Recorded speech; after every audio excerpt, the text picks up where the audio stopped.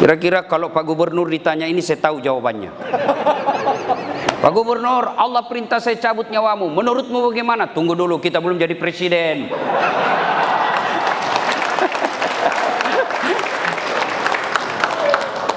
Tapi Rasulullah apa kata beliau? Siap. Nabi dan Rasul sebelumku selesai melaksanakan tugas, mereka menghadap kepada Allah. Jibril, aku pun siap hari ini, tapi tolong berikan saya berita gembira tentang umatku. Beliau tidak tanya, berikan saya berita gembira tentang anak cucuku, tentang keluargaku. Tidak. Beliau berkata, berikan saya berita gembira tentang umatku. Begitu cintanya Rasulullah kepada kita. Lalu kenapa kita bersalawat saja malas? Ayo bersalawat bareng-bareng. Saya mau ajak kita salawat, bukti cinta kita kepada Rasulullah Muhammad sallallahu alaihi wasallam. Sallallahu ala Muhammad, sallallahu alaihi wasallam, sallallahu ala Muhammad, sallallahu alaihi wasallam.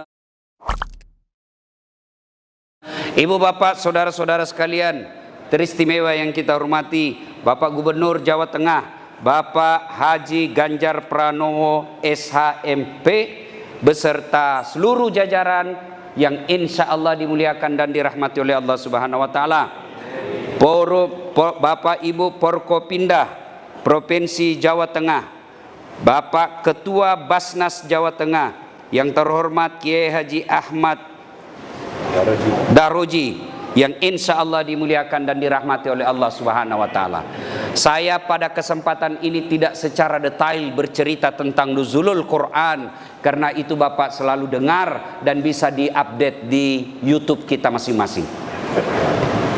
Pertama yang ingin sampaikan, sebelum Al-Quran turun, kita tahu ada yang disebut masyarakat jahiliyah. Apakah masyarakat jahiliyah itu hanya hidup 1400 tahun yang lalu? Jawabannya tidak. Meskipun Bapak Ibu tidur sekarang, hidup sekarang, puasa sekarang, tapi punya karakter masyarakat jahiliyah, Bapak Ibu termasuk orang jahiliyah. Apa masyarakat jahiliyah? Satu, sombong, takabur, angkuh. Jadi kalau ada orang Islam mengaku dirinya Islam, mengaku diri umat Rasulullah, tapi dia sombong, takabur, pongah, itu masyarakat jahiliyah. Dan Pak Gubernur, dosa setan yang ditiriskan sampai detik ini selalu dia kembangkan dan selalu ditanamkan kepada kita, dosa sombong. Apa yang kita mau sombongkan? Satu, ilmu. Aduh, ilmu. Kalau Allah mau dicabut ilmu kita, pikun. Ada orang di kampus banyak sekali gelarnya, bertumpuk-tumpuk, profesor, doktor, tak. Begitu mau pensiun usia 70 tahun, mulai pikun-pikun Pak. Diprotes sama istrinya, Pak, biasanya kalau kau mau pergi mengajar kau cium-cium jidatku. Ini sudah hampir 1 minggu tidak pernah lagi kau cium saya. Kata suaminya dalam hati, astagfirullah, berarti siapa kau cium selama ini? Ternyata pembantunya dia cium Pak. Apa mau sombong? Profesor doktor, Allah cabut ilmumu, kau tidak bisa bedakan mana istrimu mana pembantu. Pak Kadis jangan juga modus. Teman-teman sudah dengar ceramah ini, besok didapat di kamar sama nanya, Pak, saya kira mamamu nak. Apa yang kita mau sombongkan dengan ilmu? Allah jelaskan dalam Al-Quran, wa ma utitu minal ilmi illa qalila. Saya tidak berikan kamu ilmu kecuali sangat sedikit. Itulah makna kenapa kita tidak mengetahui arti alif lam mim, Taha, Yasin. Apa tujuannya? Allah ingin tunjukkan, hei, jangan kau sombong dengan ilmu. Alif lam mim kau tidak tahu. Adakah ustadz yang sombong karena ilmunya? Banyak. Mana ustadz yang sombong yang tidak mau menerima perbedaan pendapat, seolah-olah hanya dia penghuni surga, kayak dia panitia hari kiamat. Aduh,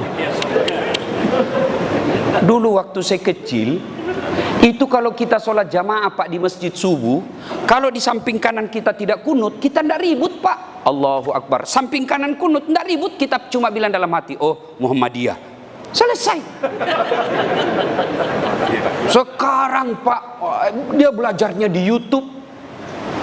Baru 3 minggu, baru 2 menit habis kuotanya. Paham agama setengah-setengah.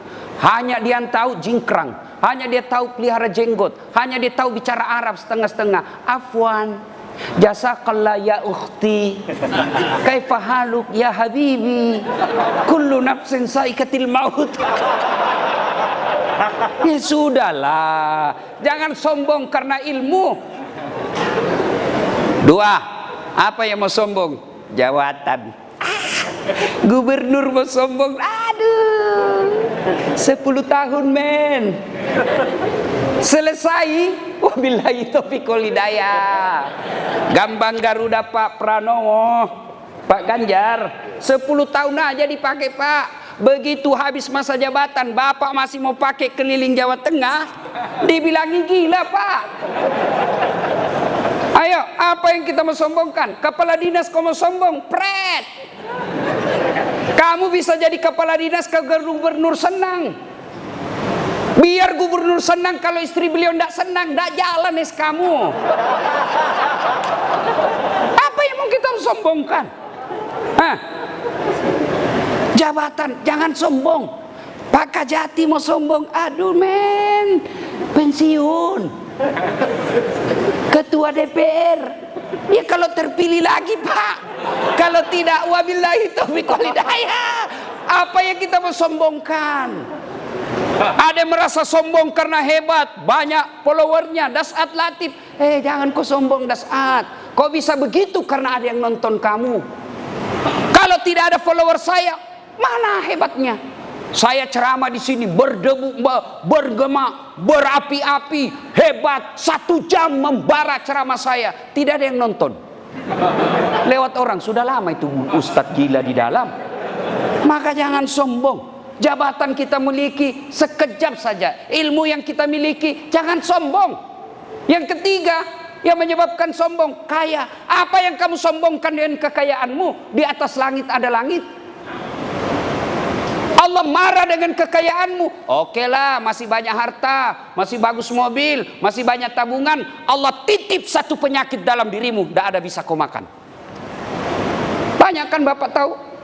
Banyak duitnya miliaran, tabungannya miliaran, tapi apa? Dilarang makan nasi, dilarang makan garam, dilarang makan gula, dilarang makan daging, dilarang makan demak. Apa saja bisa dia makan? Ubi rebus. Duit 10 miliar, ubi rebus saja bisa dia makan Pak.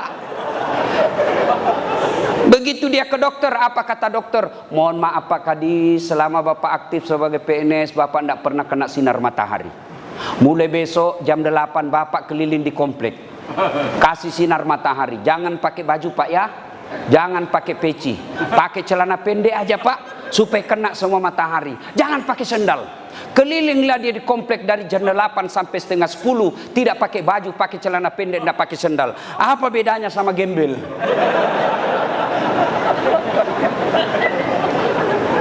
Ada 3 teman setan di dunia kata Allah. Ganiyun mutakabbir, orang kaya yang sombong. Kaya pangkat, Pak Gubernur sombong, temannya setan. Kaya ilmu, Ketua Basnas sombong, temannya setan. Kaya harta, hartawan sombong, temannya setan. Tapi kalau mereka golongan ini sombong, orang masih tolerir dan maklumi. Kenapa? Ada hal yang dia bisa sombongkan. Udah wajarlah dia sombong, dia gubernur Jawa Tengah, paling banyak penduduknya bos. Oh kaya, wajar dia sombong. Apa aja dia punya, wajar dia kaya, profesor, doktor, tinggi ilmunya. Tapi temannya setan, meskipun itu dia masih dimaklumi. Kenapa? Segala dia punya. Tapi kalau itu sudah temannya setan. Tapi kalau sudah tidak terkenal, miskin, pengangguran, mengharap-harap THR, jelek mukanya, bau mulutnya, sombong lagi. Kau bukan temannya setan, kau sudah jadi setan cilaka. Ayo, kalau ada di antara kita masih punya rasa sombong, Allahu Akbar, kalian gagal dalam berpuasa. 7 tujuan orang puasa, Bapak semua sudah hafal. Endingnya puasa, akhirnya puasa, la'allakum tattaqun, mengenai orang-orang yang bertakwa. Dan salah satu sifat orang bertakwa kata Imam Buzairi, tawadu. Apa itu tawadu? Rendah hati, bukan rendah diri. Saya ketawa dalam hati kalau ada lihat pejabat, anggota DPR, kepala dinas, kepala seksi mau sombong. Aduh kasihan, berapa lama kau punya jabatan?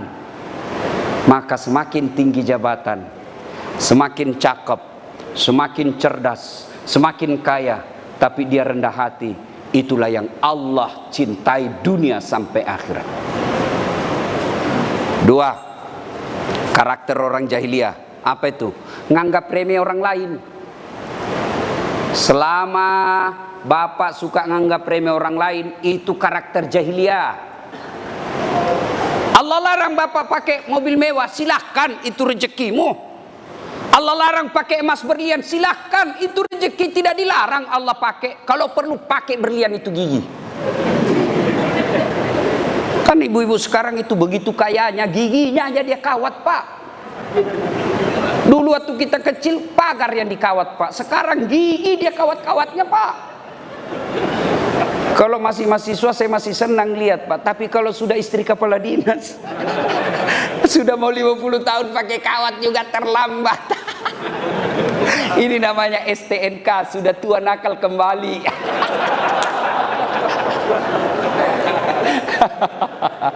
Sudahlah, daripada pasang behel, Bu, lebih baik itu harga behel kirim untuk kehidupan ibu dikubur. Nganggap remeh orang lain. Mana disebut nganggap remeh orang lain? Nih, Bapak diangkat kepala dinas, meremehkan pegawai honor. Itu sombong, masyarakat jahiliyah itu. Ada pegawai honor di sini? Ada? Banyak kan? Saya tahu penyanyi lagunya kalau pegawai honor. Berakit-rakit dahulu, berenang-renang ke tepian, sakit-sakit dahulu, susah-susah dahulu, lalu kemudian tetap susah. Itu pegawai honor tuh. Sebelumnya PTT namanya kan, pegawai tidak tetap. 5 tahun kemudian TTP, tetap tidak pegawai.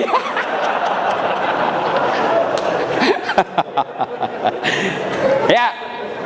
Nah, ketika masyarakat waktu itu di Mekah, jahiliyah namanya, sombong, nganggap remeh orang lain, takabur, congkak, itu kan Abu Jahal.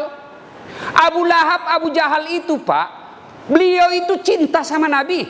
Dari Rasulullah lahir sampai usia 40 tahun, masyarakat Mekah senang sama Rasul. Bahkan masyarakat Mekah memberi gelar Muhammad Al-Amin, yang terpercaya. Kenapa? Mereka begitu cinta kepada Rasulullah. Bahkan Rasulullah ketika usia 36 tahun pernah menjadi tokoh pemersatu orang Mekah pada waktu itu. Ketika apa? Ketika Hajar Aswad, Mekah Ka'bah dipugar, Hajar Aswad dibuka, kemudian mau ditempel kembali ke tempat semula. Bani-bani, suku-suku yang ada di Mekah bertengkar berhari-hari, tidak ada penyelesaian. Akhirnya mereka percayakan kepada Muhammad untuk menunjuk, ya Muhammad, siapa di antara kami yang kau tunjuk? Nabi buka serbannya, beliau ambil serbannya, serban 4 suku, 4 sudut, yang bertengkar 4 suku. Maka Nabi berkata, pegang suku sujudnya masing-masing serbanku, lalu angkat ini, kita angkat bareng-bareng, selesai masalah, menyelesaikan masalah tanpa masalah. Ibu tahu betul Pegadaian. Ini kalau mau ibu-ibu kalau dekat Lebaran itu sepupu dengan Pegadaian. Sampai-sampai ibu bilang, Pak, sudah mau Lebaran ini, ganti gorden. Oke sayang, gampang. Ganti spray, gampang. Ganti kursi, gampang. Ganti tempat tidur, gampang. Sekalian saya ganti kau. Salatullah, salamullah ala toha rasulillah.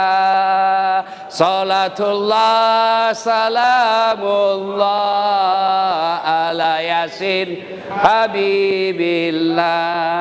Jadi di Mekah waktu itu, Pak, perempuan tidak ada nilainya. Apakah sekarang banyak begitu? Banyak sekarang. Kalau dulu zaman jahiliyah, lahir perempuan dikubur hidup-hidup, itu zaman jahiliyah. Sekarang belum lahir dia kubur anaknya. Aborsi akibat perselingkuhan. Jahiliyah, wanita tidak ada nilainya sama sekali, dilahirkan hanya untuk melahirkan. Kerjaannya perempuan waktu itu dapur kasur sumur, sumur dapur kasur, kasur sumur dapur, itu aja mutar-mutar. Bahkan perempuan pada saat itu boleh diperdagangkan dan boleh dijadikan taruhan judi. Berturi kita berjudi, kalah kau suka istriku, pakai 2 hari. Nasibnya perempuan zaman itu, tidak ada nilainya sama sekali. Siapa orang terhormat zaman jahiliyah? Mereka sastrawan yang pandai membuat sastra, hebat membuat sastra. Kalau diakui pada saat itu di Mekah, ditempel hasil kerjanya di Ka'bah, menjadi tokoh. Siapa yang hebat lagi waktu itu? Yang jago berkelahi. Siapa yang tidak ada kalahkan? Mereka menjadi tokoh. Termasuk Umar bin Khattab disegani karena tidak pernah terkalahkan dalam duel. Masyarakat jahiliyah. Nah, Nabi gelisah. Muhammad usia 40 tahun. Kenapa kasihan ini orang Mekah begini? Kenapa dia sembah batu? Kenapa tidak saling menghormati? Kenapa ada budak? Nabi gelisah. Inilah yang disebut kepekaan sosial. Nah, mudah-mudahan Pak Ganjar itu menunjukkan kepekaan sosial. Kenapa masyarakat Jawa Tengah begini? Kenapa begini? Kalau ada pemimpin tidak punya kepedulian, maka akan terjadi bencana yang disebut neraka dunia. Punya kepekaan sosial. Akhirnya Nabi apa? Melakukan perenungan. Perenungannya di mana? Bukan di Facebook. Perenungannya di mana? Beliau naik ke gunung. Namanya Jabal Nur. Di Jabal Nur itu ada gua yang kita kenal dengan Gua Hira. Beliau kemudian beruslah, bahasa Jawanya semedi. Benar Pak? Hah? Semedi. Ya, mulut Bugis. Akhirnya berenung, lama berenung. Akhirnya di malam ke-17 Ramadan. Nih pegawai-pegawai, saya kasih hadiah. Siapa yang tahu arti Ramadan?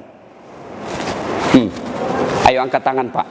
Siapa yang tahu arti Ramadan? Saya kasih hadiah 2 lembar, 3 lembar. Ayo, pegawai. Ini yang di depan, kepala-kepala dinas mungkin ini. Ayo Pak, jangan cuma tahu proyek. Nah, jangan cuma vendor yang Bapak tahu. Ayo, siapa yang tahu artinya Ramadan? Ayo, yang di depan. Kamu yang di belakang apa? Panas membara. Sini. Di sini jawabnya. Ayo cepat sini. Ini pegawai negeri. Kepala dinas. Oke lah, mudah-mudahan jadi kepala dinas nanti. Oke, sini. Cepat sedikit. Monggo, permisi Pak Gubernur. Sebelum jawab ada passwordnya. Passwordnya siapa namanya bapaknya gubernur? Lain kali langsung jawab karena belum tentu juga di sini tahu. Itu namanya pemuda tidak pernah menyerah. Nah, sekarang apa arti Ramadan? Panas membara. Bulan keberapa dalam kalender Hijriah? Ya wes iki. Ya. Ramadan artinya terik yang mendidih, panas membara. Bulan keberapa dalam kalender Hijriah? Bulan ke-9. Itu Bapak harus tahu deh. Kalau kita Januari, Februari dihafal biar tutup baru bangun. Bulan 9, bulan apa namanya? Itu hafal Pak. Sebagai kecintaan kita kepada dakwah Islam. Nah, sudah. 17 Ramadan, Jibril datang dan peluk Nabi. Ya Muhammad, ikra, baca. Kata Nabi, saya tidak tahu membaca bro. Ikra, baca. Saya tidak tahu membaca. Dipeluk lagi sampai sesak napas. Ikra, baca. Lalu Nabi mengikuti. Ikra, bismi rabbikal ladzi khalaq. Sampai ayat ke-5. Poin yang ketiga, nuzulul Quran kita kali ini. Ayat pertama Allah turunkan tentang perintah membaca. Artinya apa? Di kantor gubernur ini, kalau mau maju SDM-nya, baca, belajar, jangan cari muka, jangan jadi tim sukses penjilat. Sekarang banyak orang kalau mau jadi kepala dinas jadi penjilat. Ngi pak, ngi, nggak laku itu bos. Di kantor ini banyak.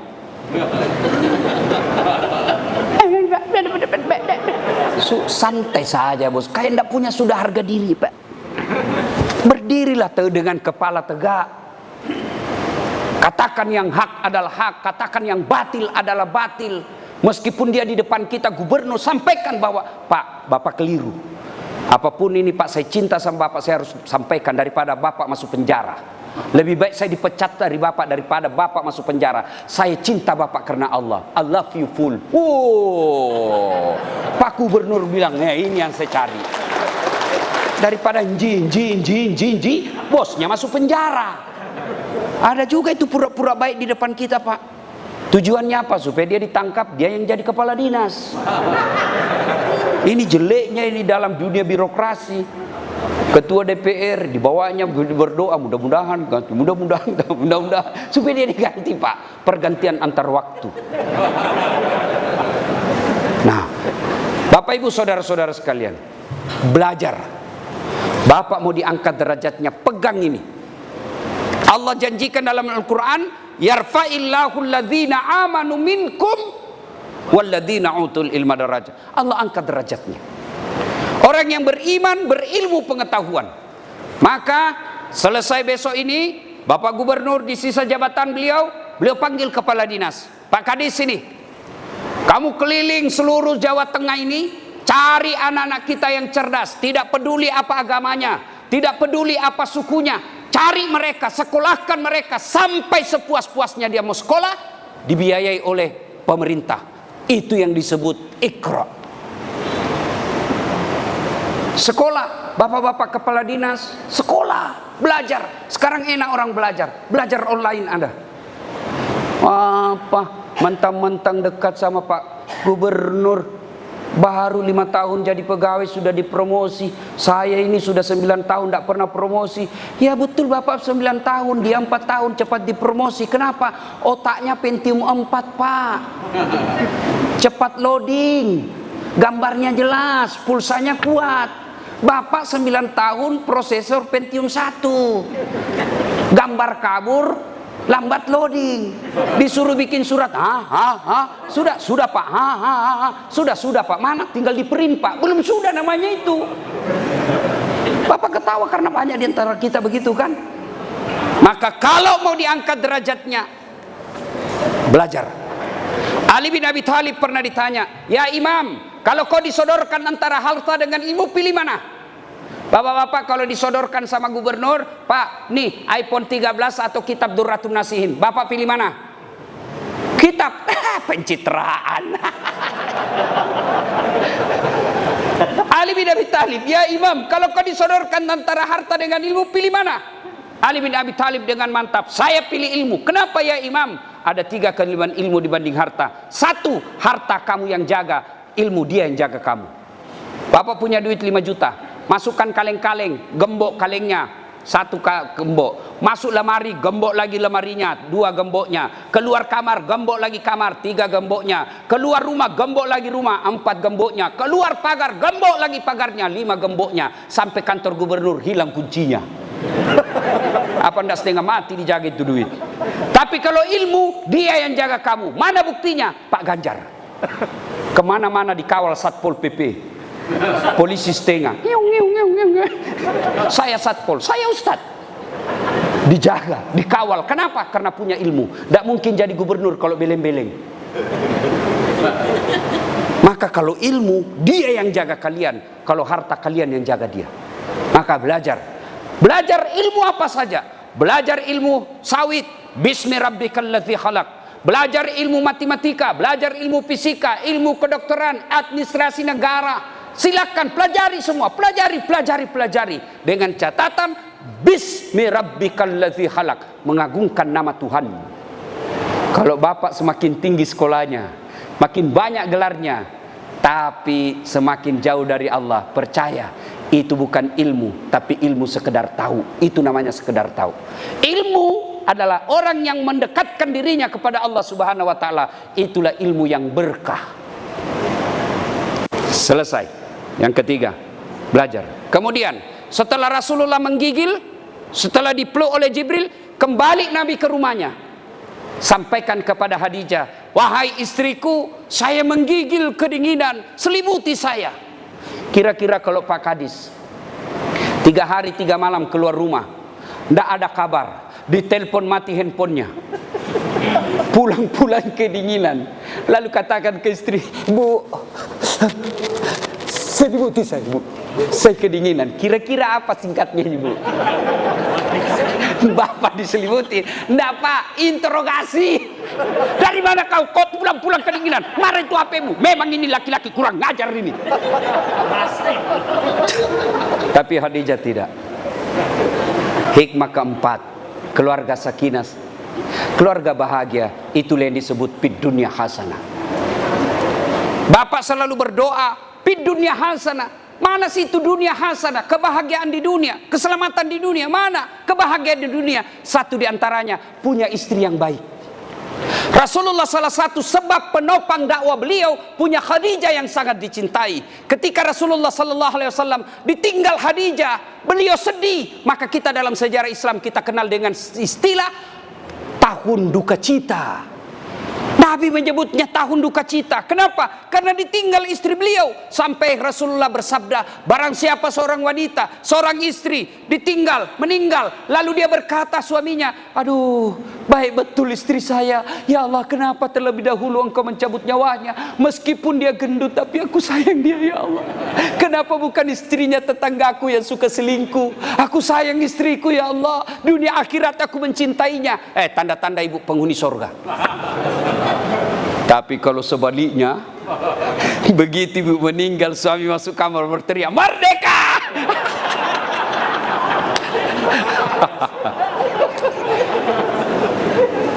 Bu, mau enggak masuk surga? Jalur pintas. Mau ibu? Kata Nabi, 1, aqimis shalah, dirikan sholat. 2, puasa Ramadan. 3, jaga harga dirimu. 4, patuhi perintah suamimu. Kata Nabi, tadkhulul jannati bisalam. Ibu, kau masuk surga dengan segala kehormatan, pintu mana saja kau mau.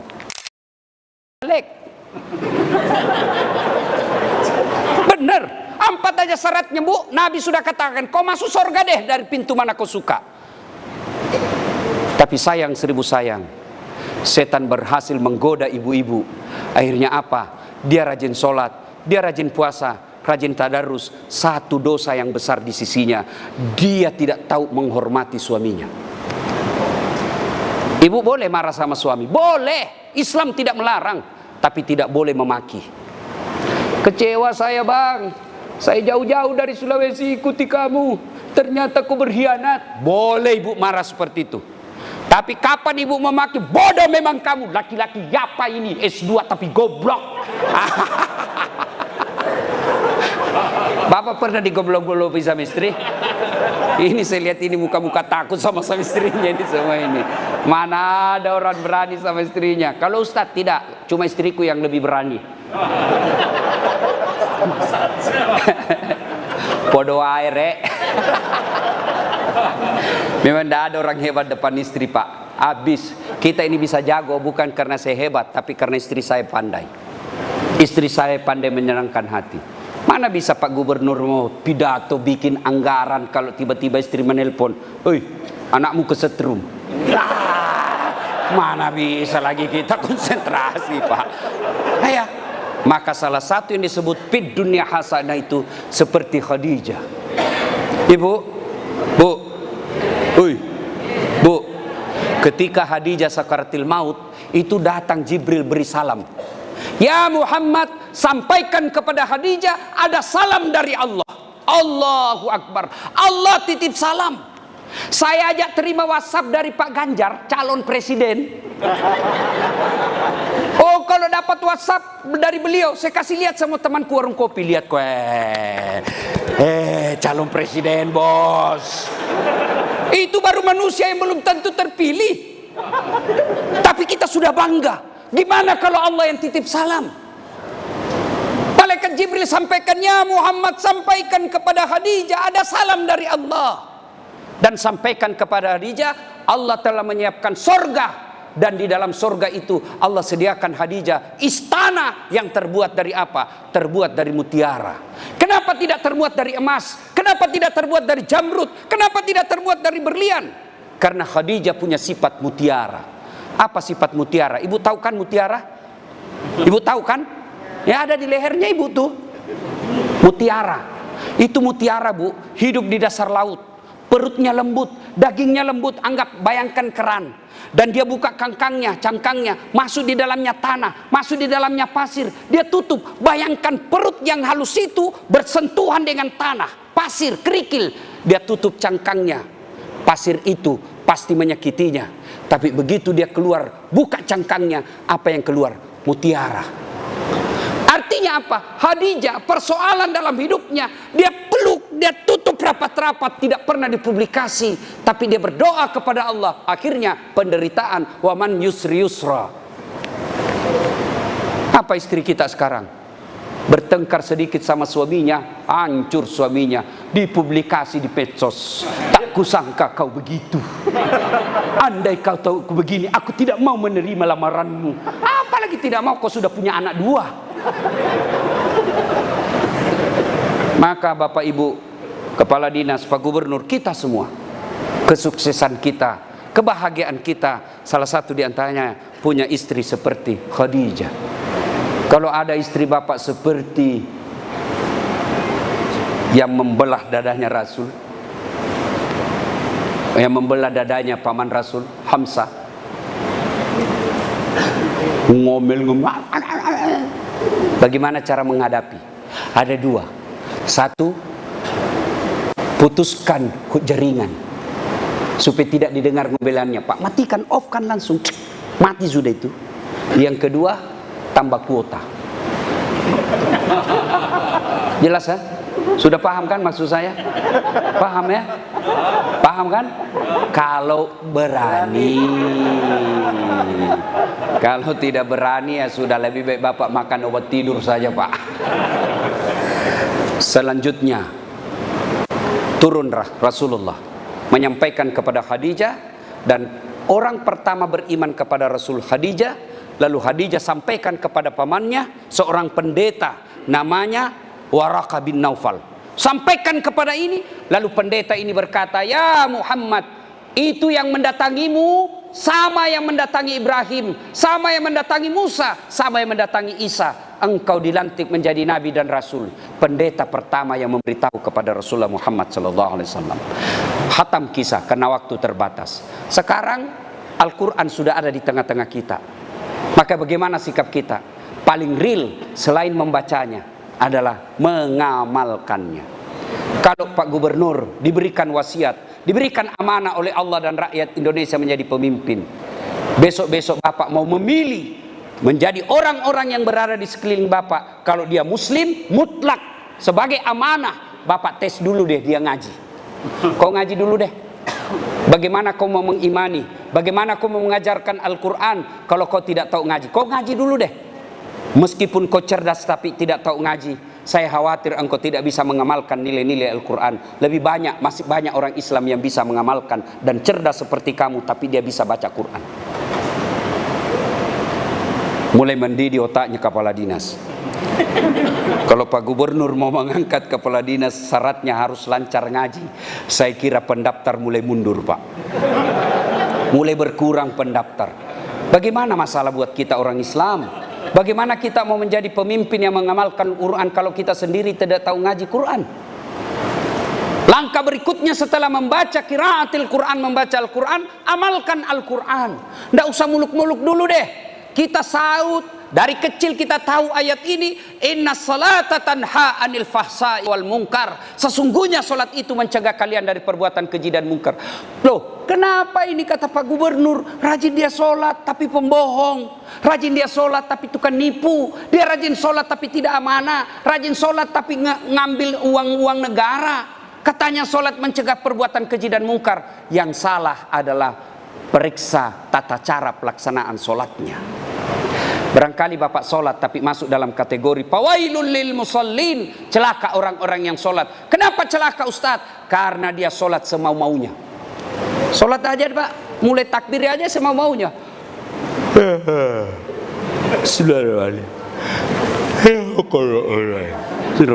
Malik yomi. Iya kena. Ada kan begitu pak? Ada. Ya kita masing-masing lah itu. Allahu Akbar, tiba-tiba bunyi handphone. Aduh, ada di meja handphone bunyi. Pas ada pula istri. Aduh, mati sudah didapat sudah. Kira-kira bapak bisa khusyuk? Ada kawan saya, dia bilang sama saya, Ustadz begitu saya baru rakaat pertama tiba-tiba handphone bunyi, gelisah. Padahal sebelum saya sholat yang saya menelpon itu pakai inisial namanya Ustadz. Menelpon lagi dia Ustadz. Tidak bisa saya tenang dalam sholat. Tiba-tiba istri saya lewat, dia bilang sudahlah saya tidak angkat handphonemu, kau serius saja sholat. Baru dia tenang.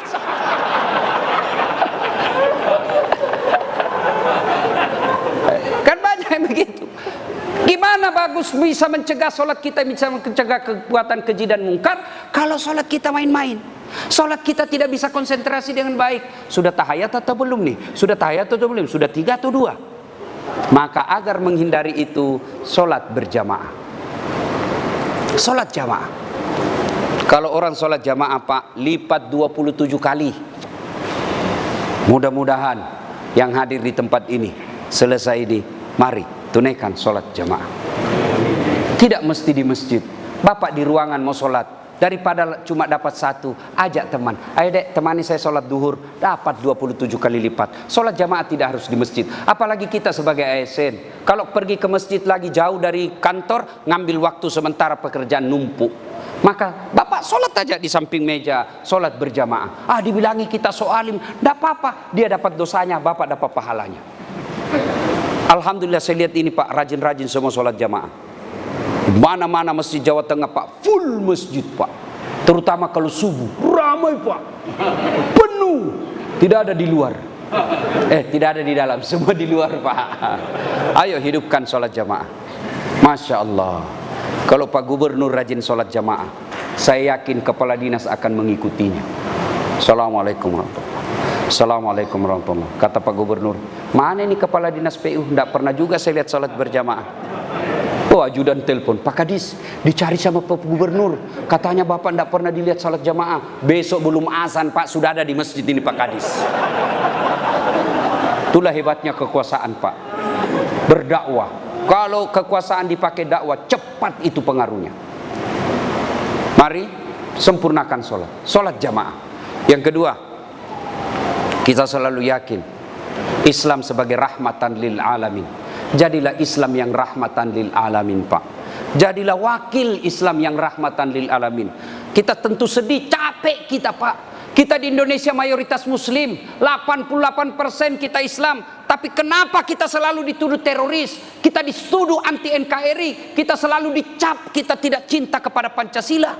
Padahal negara Republik Indonesia ini tidak berdiri tanpa kecintaan orang Islam kepada Republik Indonesia. Kenapa? Karena kita gagal menunjukkan bahwa ini loh Islam. Begini loh Islam kalau jadi gubernur. Begini loh kepala dinas kalau jadi. Begini loh Islam kalau jadi kepala dinas. Begini Islam kalau ketua DPR menjadi rahmatan lil alamin. Tunjukkan bahwa begini. Kalian tidak usah takut kalau kami memimpin. Kalian tidak usah cemas kalau kami memimpin. Kami akan menjadi rahmat bagi seluruh alam. Coba Rasulullah datang itu malaikat Jibril menawarkan bantuan, saya hancurkan ini umat manusia di Taif. Lalu kata Nabi, ya Jibril, jangan. Kalau bukan mereka beriman kepadaku, anak cucunya nanti yang beriman kepadaku. Dan terbukti Taif sekarang 100% muslim dan akhlaknya sangat santun. Kenapa? Karena doa dari Rasulullah Muhammad sallallahu alaihi wasallam. Ibu bapak saudara-saudara sekalian, Pada akhirnya, tanamkan keyakinan dalam hati. Siapa yang memegang dan berinteraksi dalam Quran, pasti Allah muliakan hidupnya. Semua yang berkaitan dengan Quran pasti dimuliakan. Turun Quran, siapa yang bawa? Malaikat Jibril. Dari semua malaikat yang Allah ciptakan, Jibril adalah malaikat yang paling mulia. Turun kepada manusia. Kepada siapa diberikan? Kepada Muhammad sallallahu alaihi wasallam. Dari semua nabi dan rasul, Muhammad adalah nabi yang paling mulia. Diberikan kepada umat Islam. Siapa umat Islam? Dari umat semua yang Allah ciptakan, Islam adalah umat yang terbaik dan termulia. Dan diturunkan di bulan berapa? Bulan Ramadan. 12 bulan, 1 bulan Ramadan, bulan yang paling mulia. Dan diturunkan disebut malam nuzulul Quran, malam yang penuh kemuliaan. Maka Bapak Ibu, Allah tidak melarang kita menjadi pejabat. Allah tidak melarang kita jadi pengusaha. Allah tidak melarang kita menjadi intelektual. Tapi tolong, jadikan Al-Quran sebagai hudan, petunjuk yang bisa membedakan kita mana yang hak dan mana yang batil. Inilah tujuan daripada nuzulul Quran yang Pak Gubernur Ganjar Pranowo mengundang kita, bukan sekedar menghabiskan anggaran dan seremonial belaka. Tapi lebih penting dari itu, mari menjadi ASN yang menjadikan Al-Quran sebagai pedoman dan petunjuk dalam hidup kita. Insya Allah, Bapak jadikan Quran sebagai pedoman dan petunjuk, aman, selamat di dunia, insya Allah selamat di akhirat kelak. Demikian, mudah-mudahan ada manfaat. Terima kasih atas segala undangannya ke tempat ini. Mudah-mudahan kehadiran saya menjadi manfaat buat saya dan kita semua. Sebelum kita akhiri, mari kita kirimkan suratul Fatihah kepada Rasulullah Muhammad sallallahu alaihi wasallam. Kita ikhlaskan khasiat dan keutamannya kepada teman-teman kita ASN yang terlebih dahulu menghadap kepada Allah Subhanahu wa taala. Ila hadratin Nabi Mustafa Muhammad sallallahu alaihi wasallam, summa hususil ruhil. Silahkan bayangkan nama yang Bapak Saudara kenal, ASN yang telah wafat mendahului kita. Sebutkan namanya, Al-Fatihah.